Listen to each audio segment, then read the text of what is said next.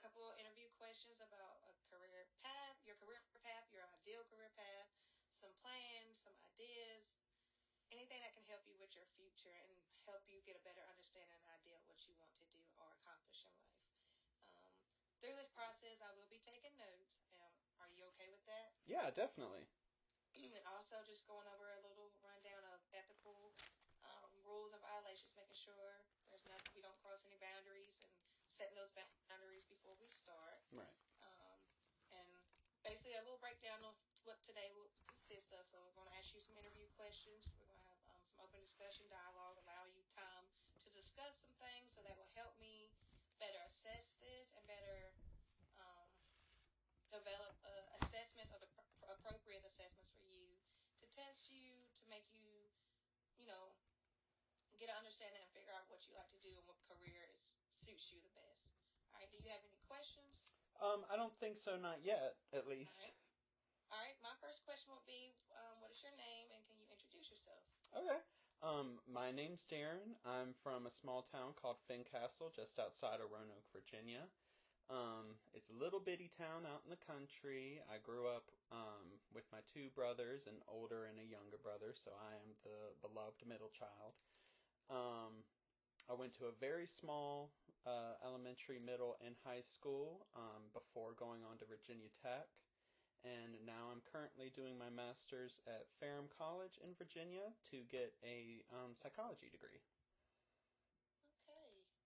So, knowing that you're from Fincastle or Roanoke, Virginia, growing up in a smaller town, smaller environment, and going to Virginia Tech, which is absolutely a bigger environment, and then going back to, not necessarily Ferrum, your own line, so you're not on campus, but just the difference of my knowledge, just Ferrum being a smaller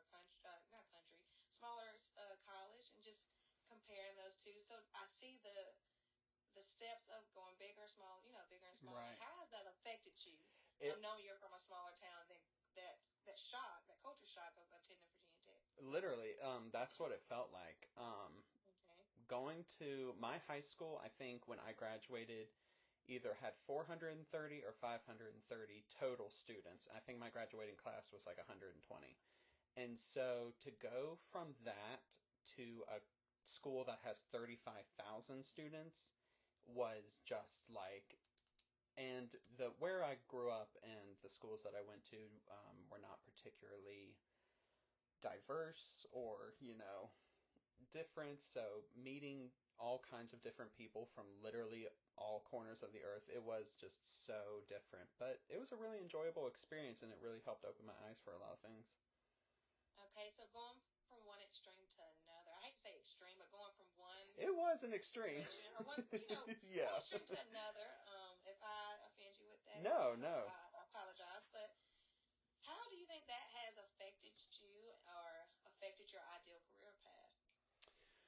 Well, to start, when I was in high school, I always had more of a small town mentality, which I do still have. I still prefer smaller towns over big cities and stuff, but going to tech, it helped me realize what else is out there, what options I have, the different places I can go.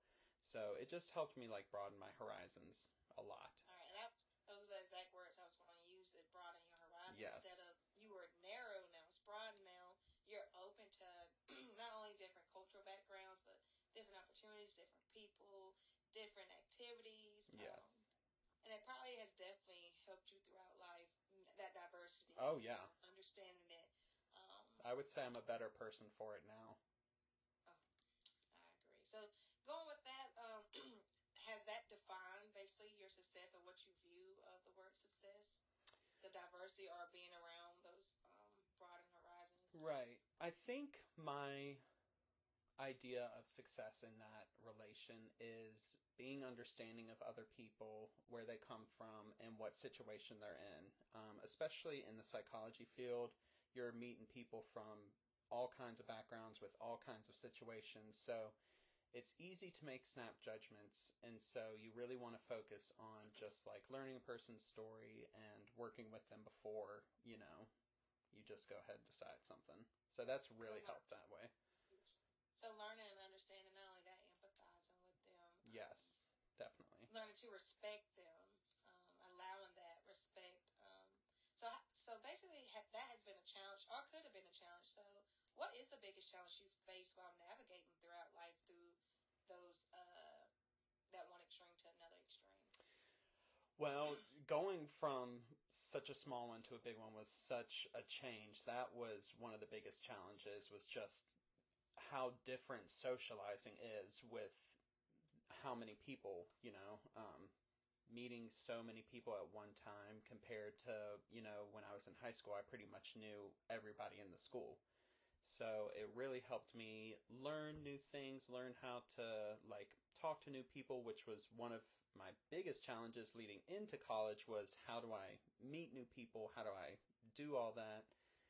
Um, Also, time management has been one of my biggest challenges easily. That has been a challenge for quite a long time and was only exacerbated in college because, in high school, you have pretty much a rigid schedule. You show up when you're supposed to.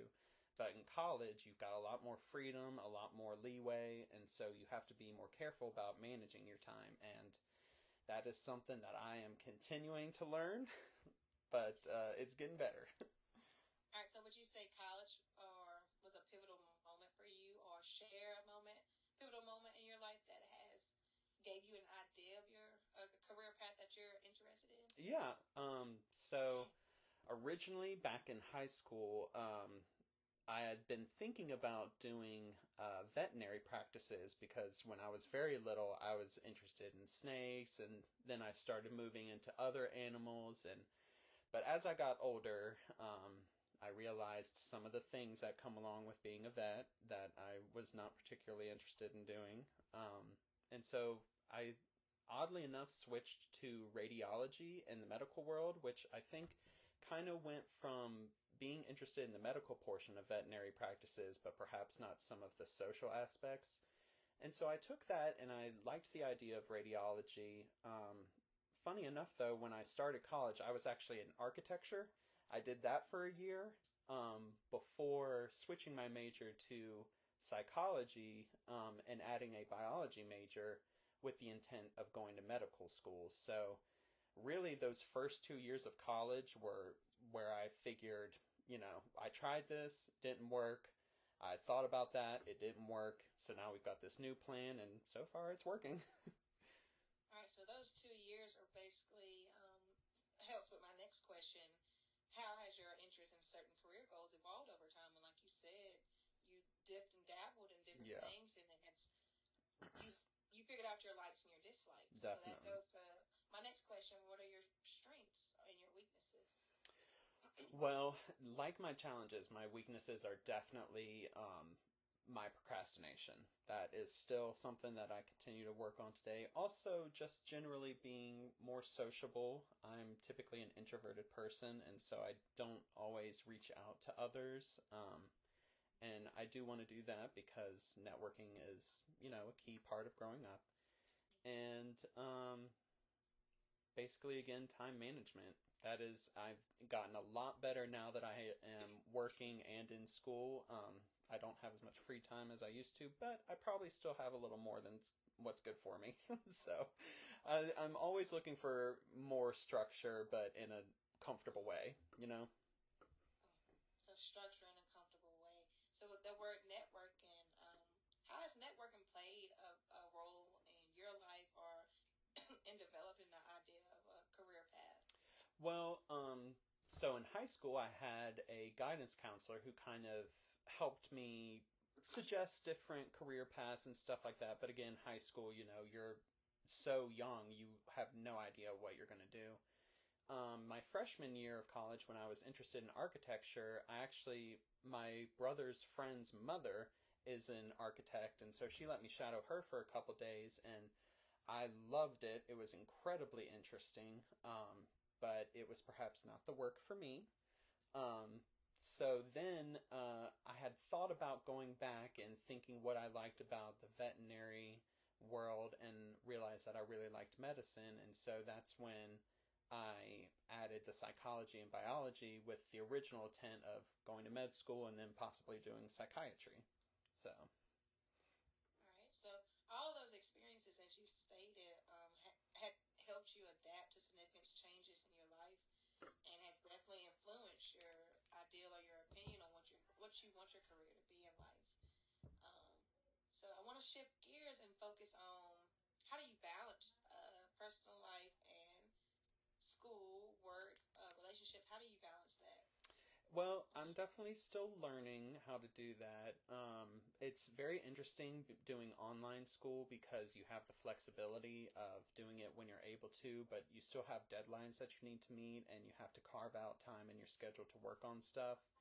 And so you really do have to learn, when to go. Like, I love to hang out with my brothers, for example, when to do that versus when I need to stay home, do work, or maybe go over there and bring my laptop and do work while I'm hanging out and stuff like that. So just trying to find like a happy medium where I'm not like constantly feeling pressured by work and school and stuff, but also I'm not like procrastinating, which I tend to do. And so if I don't keep doing something, then I'm going to stay not doing something. So I really try to have some kind of activity in mind.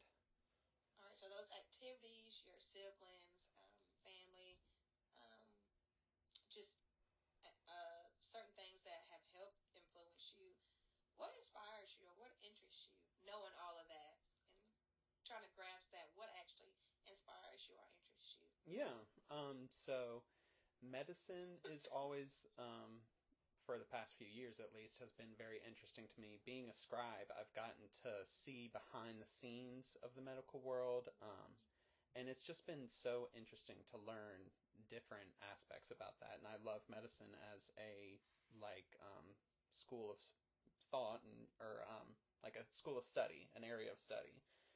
Um, and I also really enjoy reading, and then I get a lot of inspiration from like fantasy novels, and I like to think that I have a pretty imaginative brain. And then I also, take inspiration from being outside and being around people. I like to see what different people are doing, you know, people with different style, people with different attitudes, all kinds of stuff. So just all around, really. So, with that inspiration, knowing that reading and nature has inspired you, that takes me to the Who. Who has inspired you Mm. as well? Well, that's a hard one because I don't know if there's anyone specifically that I like look to that person and think I want to model my life after that person. A lot of people have different aspects of themselves that I like to model after. For instance, my mom is very work oriented, and she's pretty good with time management, so that's something that I look towards, like, okay, I need to be more focused like that. Whereas, like, my dad, my older brother, they're extremely sociable. They talk to literally anybody. And so that is something that I also would like to learn. Maybe not talk to everybody, but at least, more than I do now. Okay, so with that, with your mom, your siblings, your family, so family definitely plays a major role in your life Mm-hmm. with your skills, with your interests. How does that affect your personality? How did you become you? Or what makes you you? Well, definitely being raised out in the country made a difference because it wasn't easily accessible just to go hang out with anybody or go to places. So growing up, me and my brothers played a lot too with each other, and so we got to do different things like that, and it helped kind of build this sense of like, okay, I can do things on my own and still participate and make good moves like that, but um, it was helpful moving into college and being able to experience more social aspects that I didn't get to do in high school. So it's been a journey. Well, I do notice your brothers are very important to you. So Yes. that takes me to my next question. If it was up to them, how would you measure your own performance or success through their eyes? But not only through their eyes, what about through your lens? How would you measure performance and success? Well, growing up, I've always been the more academically inclined of the three of us. I wouldn't say I'm necessarily the smartest. We each have different strengths, but I definitely like school the most. And so I think they've always kind of thought or looked to me like to that role. which I can see myself as. I love education, I love learning. It's interesting these past few years I've learned more than just the structured learning system. I enjoy like flexibility and like learning new things that don't even pertain to like my main area of interest, you know? So it's been different. All right. So structure is very important in you. Biology, Mm. psychology, flexibility. All those can help shape and figure out a career path for you, which is very important. But that takes me to my next two questions, which, with knowing that about you and knowing I'm here to help you accomplish those goals, what are your short-term goals? Well, for right now, I'd like to finish my master's degree before hopefully moving on to a PhD degree, but I've still got, I mean, I just started with my master's degree, so essentially 2 more years. Um, I would like to move to a new area. I love where I've grown up and where I live now, but I've thought about moving to some place like Williamsburg, or I don't want to be too far from my family, but something a little different. And what are your long-term goals?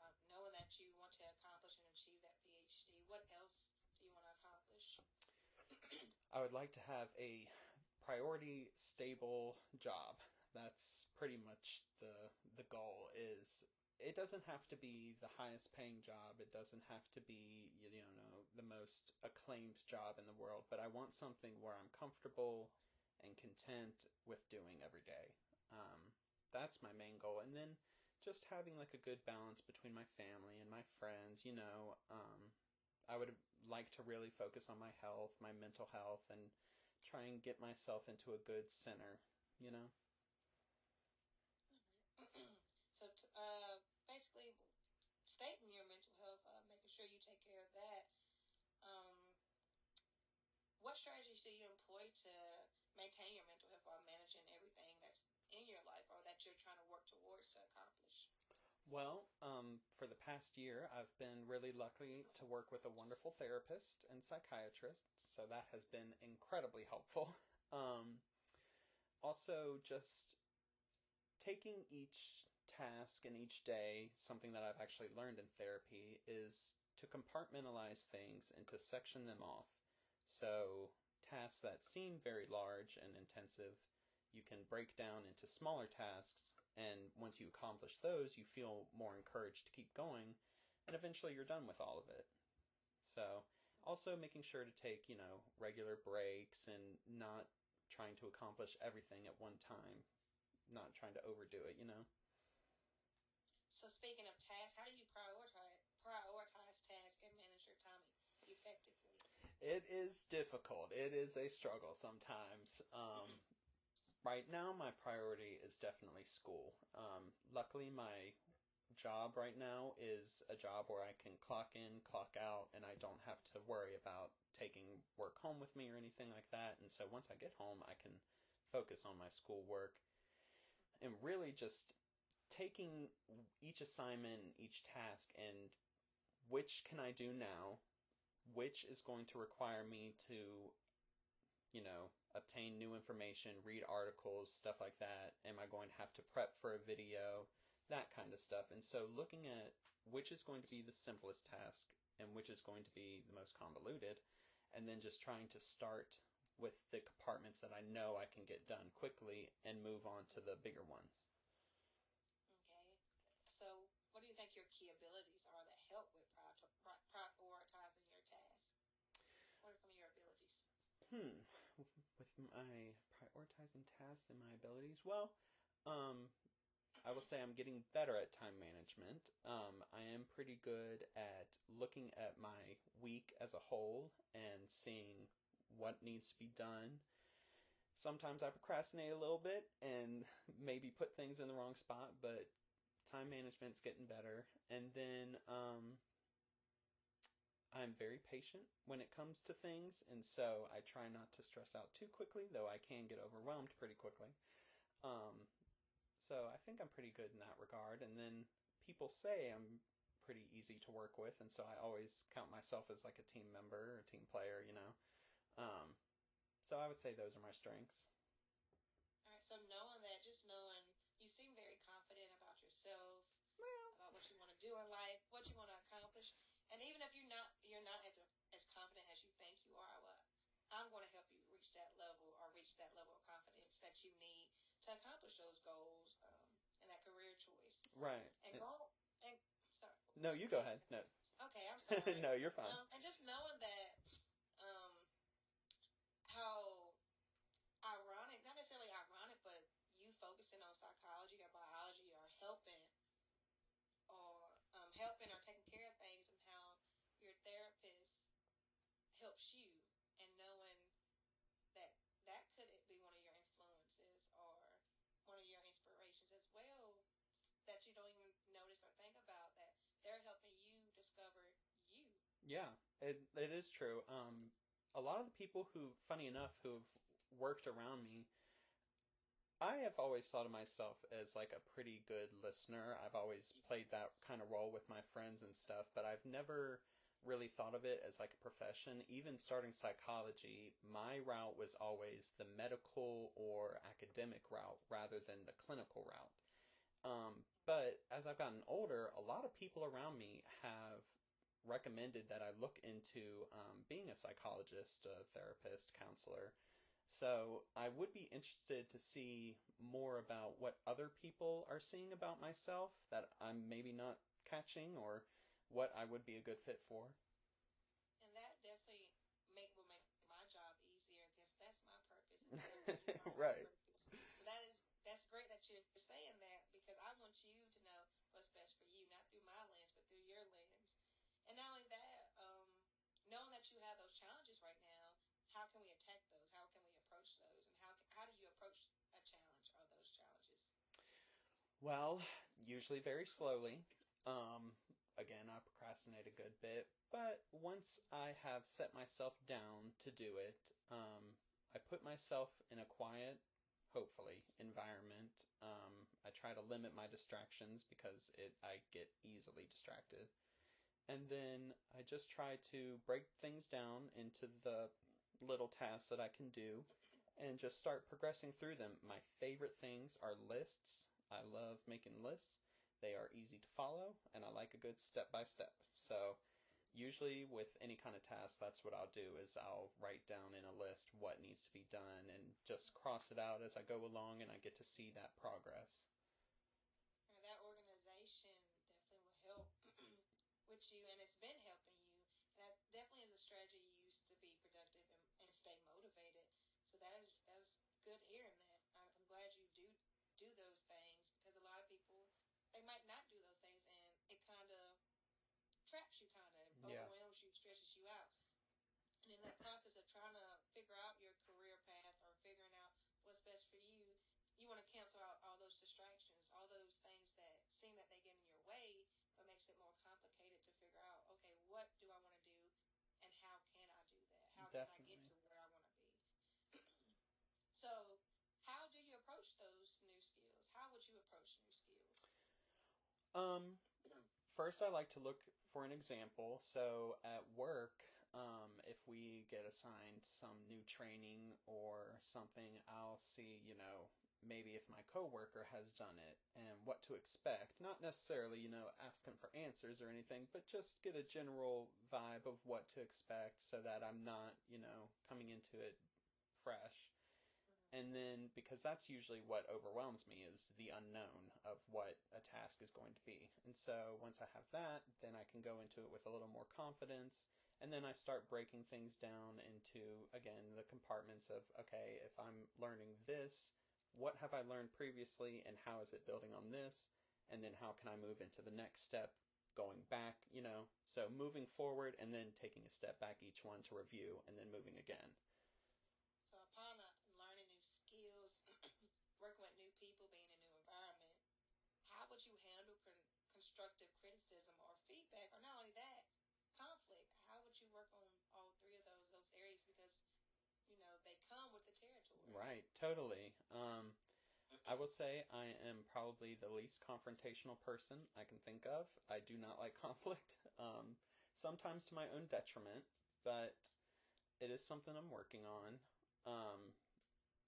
I will say I generally try to keep a good social rapport with everybody, make everyone feel comfortable around me. I don't want people to, even if I'm in a bad mood, I don't want to rub that off on them. So try and keep the peace as best I can and just go into each situation, even if it's negative, with the outlook like, okay, we're addressing the problem, we look at the problem, and let's move on from it.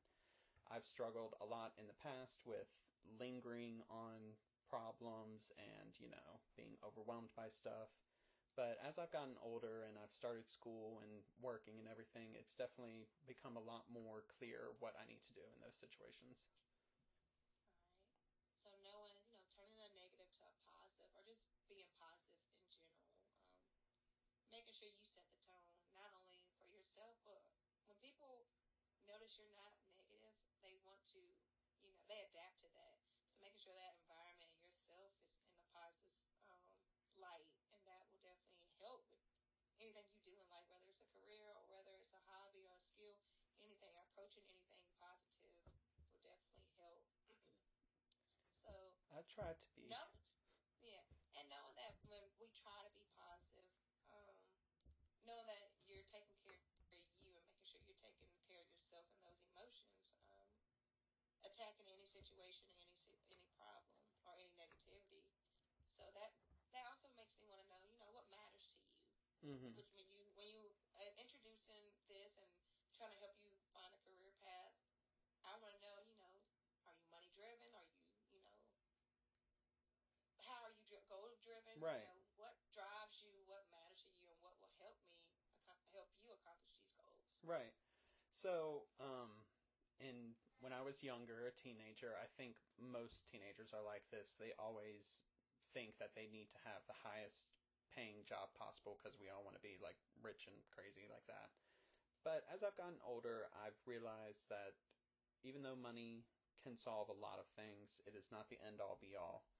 And so it's better to be content in a position that makes you happy and comfortable rather than trying to overdo yourself and overstress yourself just for, an accolade or a certain money amount. I want to be comfortable and, safe in the position that I'm in, but I don't feel like I need to drive past somebody. I don't need to overdo anybody. I'm very comfortable in my own lane. All right. So focusing on being content, being stable, and being comfortable and staying comfortable. Where do you see yourself in 5 to 10 years, and how are you preparing for those changes? Well, I'm hoping after I finish this master's degree, I'll move on to my PhD, which will probably take a few years. And then eventually I'd like to go to work for a small, probably liberal arts college. I've always thought about the idea of going back to Virginia Tech to teach, and I think it would be fun perhaps when I'm, 60, close to retirement, that kind of thing, but perhaps not right out the gate. I think I'd like to try somewhere new, somewhere small, and get my bearings. And as I grow, I can move on to a bigger institution like that. So basically having a stable job, a stable place to live, somewhere new, somewhere different, but having a good work-life balance with friends and family. All right. So concluding today this interview, I know that you want to accomplish. You have a, I think you have a set goal, whether it's short term or long term, of what you want to do and where you want to be in life. But I know you're not as confident because you don't really. You have a clue, but you don't have the actual. Okay, yes, that's it. That's what I want to do. Right, You haven't exactly. settled on anything. And knowing you're focusing on being content, stable, comfortable, focusing on that structure, that flexibility, and not only that, having joy and peace about what you do. And not only that, helping those that grew up in your situation, helping them understand that you too can do this as well. Exactly. And accomplishing those things that you want to do, just giving back. And I think teaching, focusing on biology, psychology, I think that would be a perfect, ideal role for you.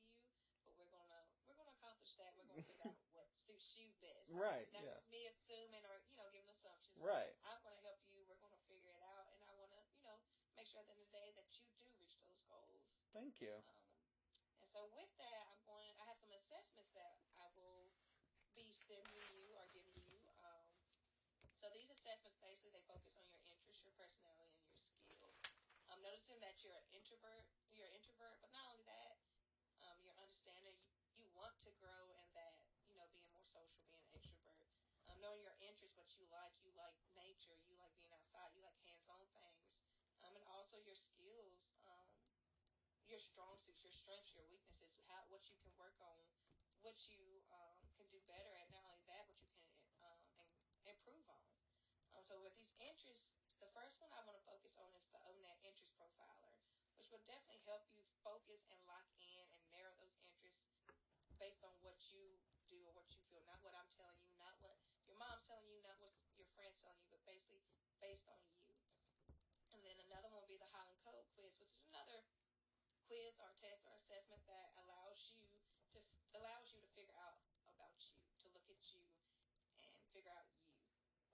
That takes me also to the personality assessments, which is the Big Five and the Myers-Briggs. That developing your personality, because you have a clue, you have a sense, and not only that, what people have told you throughout the years, but dig deeper and figure out what else is you, what makes you Darren. Right. And then focusing on your skills. So the Career One-Stop Skills Matcher, helping narrow down what you want to do, what you want to accomplish by tonight, tomorrow, next week, those 5 to 10 years, making sure you accomplish that and you reach that. And I help you throughout that journey and throughout that process. All right. Do you have any questions or any concerns? I don't think so. Everything sounds pretty good. Basically, I'm very optimistic about everything after this meeting. I have kind of idea, I'm pretty sure, Professor Rout, but it is really nice to learn different things about myself, and I'm open to all kinds of ideas, so I'm looking forward to the results and seeing what else we know. Yes, I'm definitely, because you have done a lot of different things, and I'm excited to help you with this journey. Well, thank you. Not only that, me learn more as well. Yeah, definitely. All right, well, it was nice talking to you, and it was nice meeting you. Thank you. You too.